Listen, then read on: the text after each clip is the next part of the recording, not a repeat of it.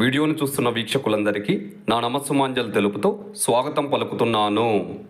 నేటి మొదటి ప్రశ్న, శరీరానికి ఆహారం ఏ విధంగా శక్తినిస్తుందో అలాగే వ్యక్తి సమాజ నిర్వహణకు కావలసిన శక్తిని విద్య అందిస్తుంది అనే నిర్వచనాన్ని తెలిపిన వారెవ్వరు? Option 1 Plato, option 2 Aristotle, option 3 John Dewey, option 4 J B Watson.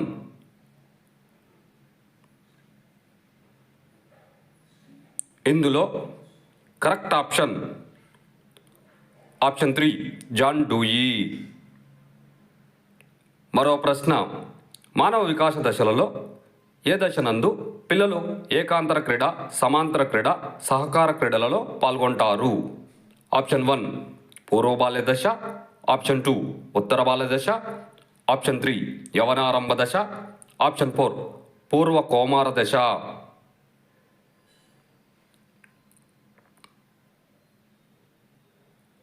ఇందులో కరెక్ట్ ఆప్షన్ 1 పూర్వ బాల్య దశ.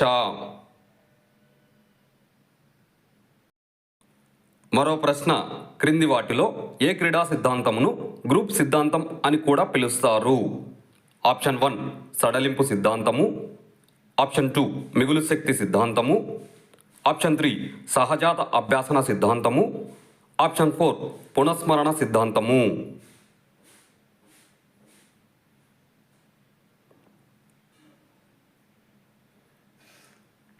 ఇందులో కరెక్ట్ ఆప్షన్ 3 సహజాత అభ్యాసన సిద్ధాంతము. మరో ప్రశ్న, గెస్టాల్ అనే పదం మొత్తం అనే అర్థాన్ని కలిగి ఉంటుంది. అయితే ఇది ఏ భాషా పదము? ఈ ప్రశ్న ఏపీడిఎస్సి 2008లో అడిగిన ప్రశ్న. ఆప్షన్ 1 లాటిన్ పదం, ఆప్షన్ 2 ఫ్రెంచ్ పదం, ఆప్షన్ 3 అరబిక్ పదం, ఆప్షన్ 4 జర్మన్ పదం.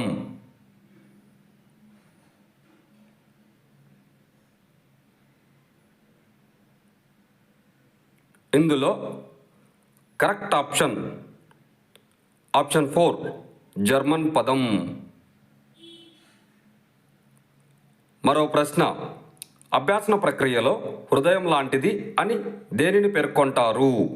ఆప్షన్ 1 శిక్షణ, ఆప్షన్ 2 ప్రేరణ, ఆప్షన్ 3 తృష్ణ, ఆప్షన్ 4 స్మృతి.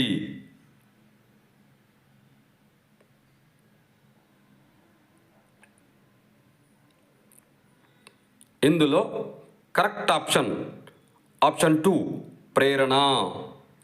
వీడియోను చూసినందుకు అందరికీ ధన్యవాదములు. మేము అడుగుతున్న ఈ ప్రశ్నలు భవిష్యత్తులో మీకు ఉపయోగపడాలని ఆశిస్తున్నాము.